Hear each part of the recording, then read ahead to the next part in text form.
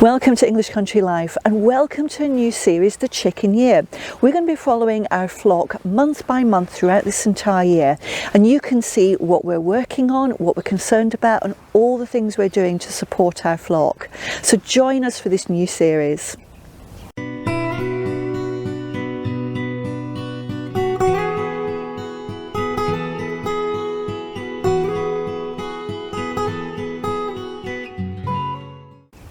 Welcome, my name's Fiona and welcome to this new series. We're going to be following our chicken year through month by month, and we're starting in February, not January. There's good reasons for that. We're actually breeders of Buff Orpingtons, and our breeding season actually starts in February because this is a month where young hens come on to lay for the very first time. We've also got a selection of our cockerels. We need to start thinking about which is the most fertile cockerel, and we've got two at this stage to select, and I'll explain why we only want one to go forward into the breeding season. We've also got pecking order changes in the flock, as well as lots of other things which we need to be getting on with. So let's start with general planning for the year ahead.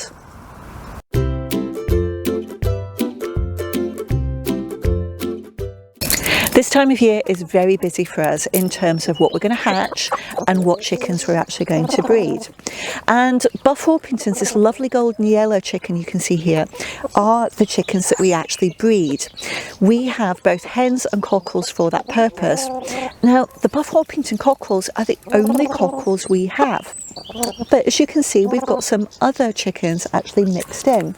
We have got Pumpkin here, who's eating from my hand. She's a Welsummer, and they lay dark chocolate brown eggs.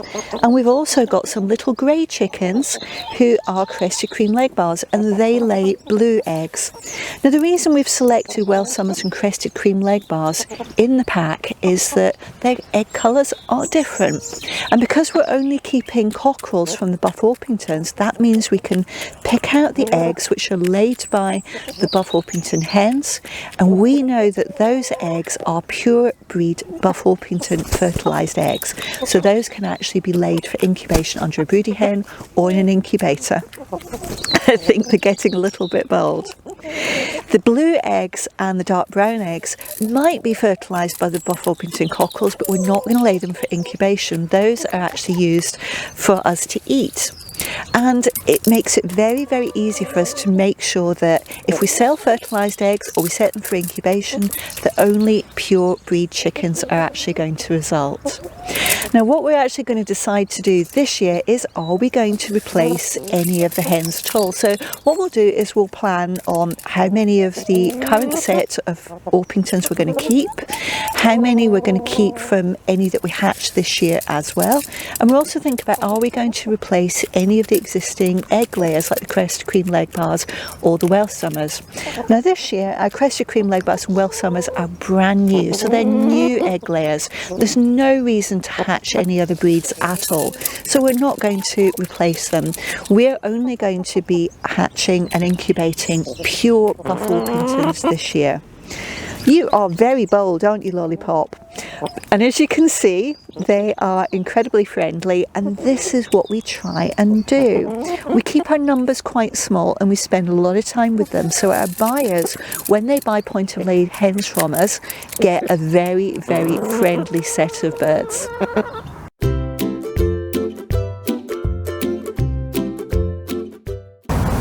I'm currently standing in our orchard, and this is where we would free range our chickens under normal circumstances. We're in the UK, and during this winter, as was the case last winter too, we've got avian influenza restrictions in place, and those restrictions mean we have a legal obligation to keep our chickens either indoors or under fully netted enclosures, and that's what we've done with ours. So they're in a 21 metre by 3 metre wide enclosure, and it's actually a really good size, but it's not as big as their field. This February though, I can undertake some maintenance on the field because they're in that enclosure. I can reseed it. And you might think February is a strange time to be doing it. And yes, normally it would be far too cold. We'd probably have snow, we'd have ice, but we've got an unseasonably warm February and our grass is growing. So I'm taking the opportunity, and it may be a mistake, but I'm taking it anyway, to reseed some of this area. As you can see, this is the worst area. Most of the field is beautifully lush and green, but this area has actually been badly affected by the chickens digging.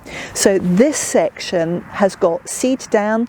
I have raked it, I've got the seed, I've watered it, I've rolled it, and hopefully it's going to start growing. But as I said, it's not a job I'd normally do in February, but I'm taking the opportunity while I can.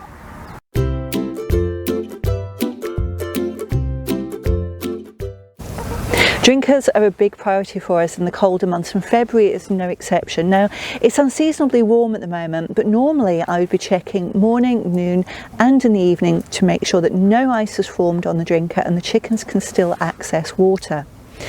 At the moment though, because it is so warm, I'm doing another check. Now you might notice, because we're in this avian influenza protection enclosure, I've got this very deep covering of hardwood wood chip on the ground, and the chickens love to dig in it.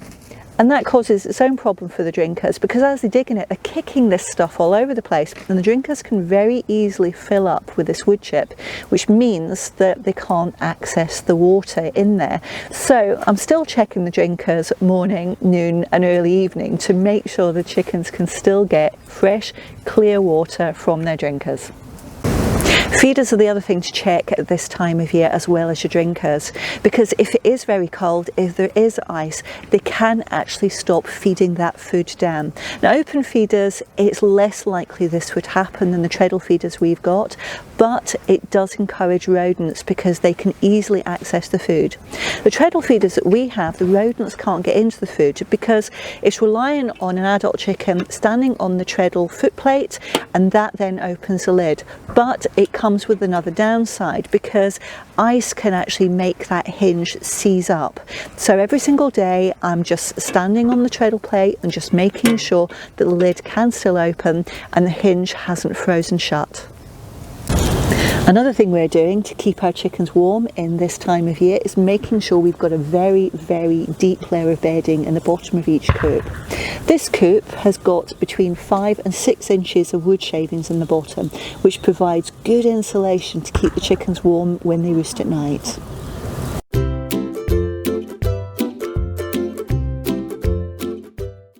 In February, we'll change the food for the chickens.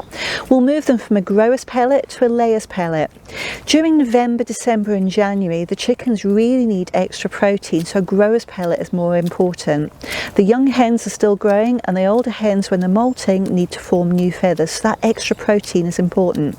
But as they start to either lay for the first time or come back into lay, they need to support that production of the eggs, so a layer's pellet is the best thing to give them. The other thing we'll do is we'll change their treats. Late afternoon, we're in the habit of giving them a little bit of whole wheat during most of the year, but in the colder months we'll give them some mixed corn, and mixed corn includes some maize. The maize has this wonderful side effect that it actually increases their body temperature, so it'll help keep them warm in the coop at night. Their treat in the morning is also different. All I do is to give them some hot mash. Hot mash is just their layer's pellet, so it's got the right formulation to support that egg production, with some warm water on top. And you wouldn't believe how much more they enjoy that than the basic pellets. Gives them something warm in their belly to start the day, and it's easier for them to digest. So it's a good way of getting the right nutrition to them.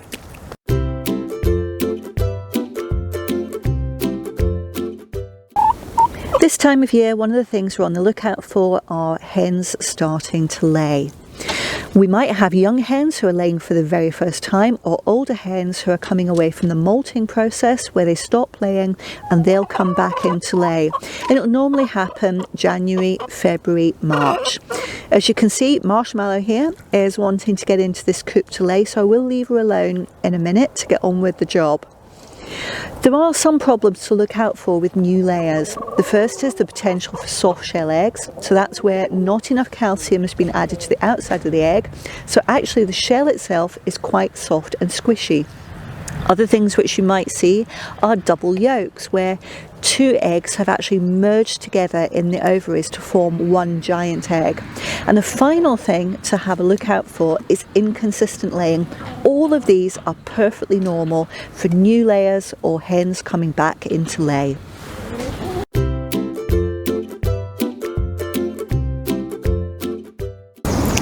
This very patient young lady here is called Nugget, and she's one of our breeding Buff Orpington hens. She's going to demonstrate the next thing we're looking out for in spring, and in February we're looking out for feather wear. The cockerels are starting to get very amorous. The hormones are rising and they are treading, which means mating the individual hens. Now, treading is exactly what you think it is. They actually stand on the hen's back, and if they stand on the hen's back a little bit too often, they can actually start to wear feathers away. The first sign of it is where you see the white down feathers, which are underneath the top golden layer you can see here on the lovely little Nugget. When you see those white feathers start to become visible, it's the first sign of feather wear, and we immediately fit these saddles. Now, Nugget is unfortunately the favourite of one of the cockerels, and a lot of the times it actually doesn't matter how many hens you have, although the problem will be worse the fewer hens you have per cockerel. We would recommend a minimum of 6, but ideally go for 8 if you can, or more. But the saddles will protect Nugget going through the year, and she won't have bald patches, because I really don't want her to be sunburnt once summer comes around. That's not a good thing.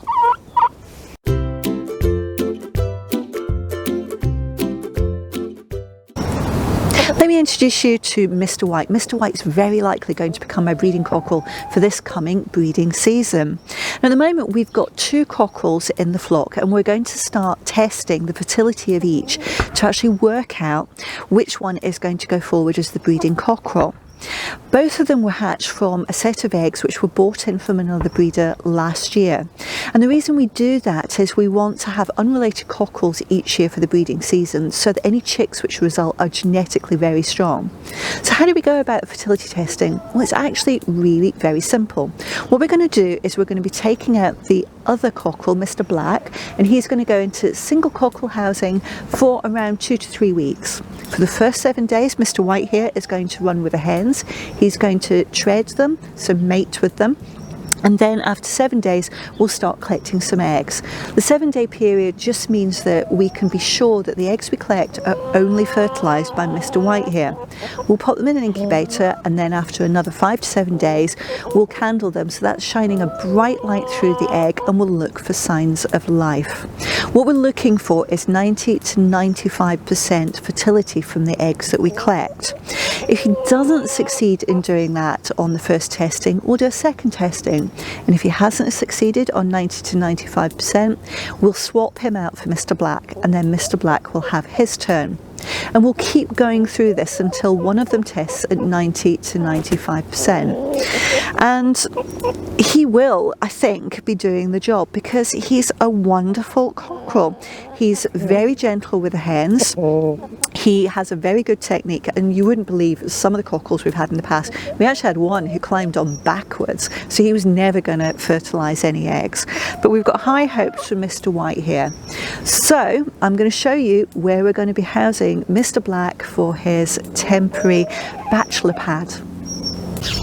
And this is where Mr. Black is going to be housed while we fertility test his sibling, Mr. White. Now, the greenhouse is a good size. It's 8 foot wide by 10 foot long, so he's got quite a bit of space to go at while he's on his own. And it's big enough I can add lots of things to keep him interested, some reasonable boredom busters, and he can dig in the ground. Now, clearly we've got quite a bit of work to do to this to get it ready, because it's not been used since the end of the growing season last year. And we haven't got it ready for this growing season because we haven't needed to. We've had other priorities.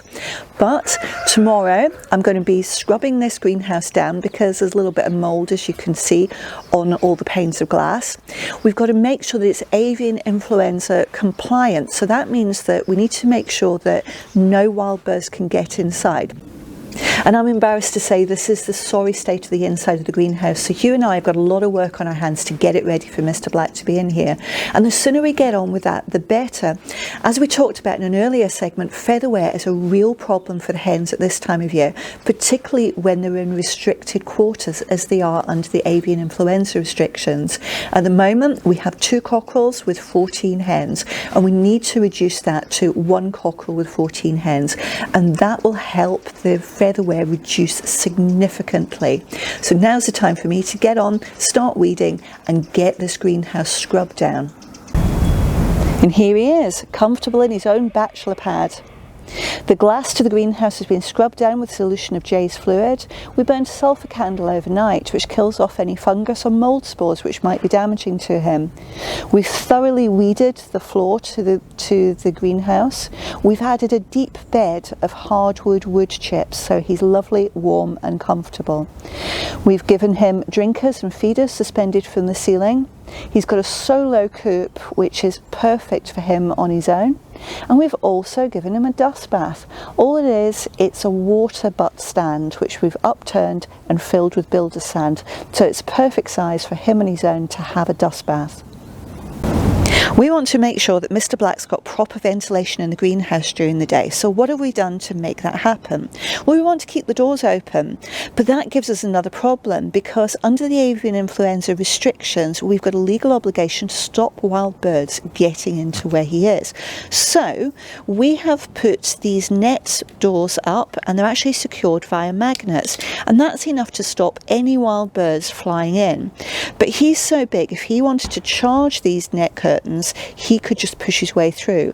So to make sure he's secure in his greenhouse, behind that we have got some poultry netting, and that's keeping him in place because he cannot get through this. But it's easy enough for us to put it to one side and get in and out and look after Mr. Black. So both together work incredibly well to keep him ventilated and keep him safe. There you have it. That's our February in a nutshell. I hope that's given you lots of great information for your chickens, and if you want to breed chickens too. If you have liked this content, take a moment and give me a thumbs up down below. If you're not a subscriber to the channel, hit subscribe and the bell icon, and you'll be notified of every new video as soon as it goes live. If you've got any questions for us, leave them in the comments section and we'll get back to you as soon as possible. If you've got any great ideas too for another new series or other videos you'd like to see, like the wonderful subscriber who suggested this series, leave that in the comments too, and we'll see about making those videos. But for now, thanks for watching, and we look forward to seeing you next time.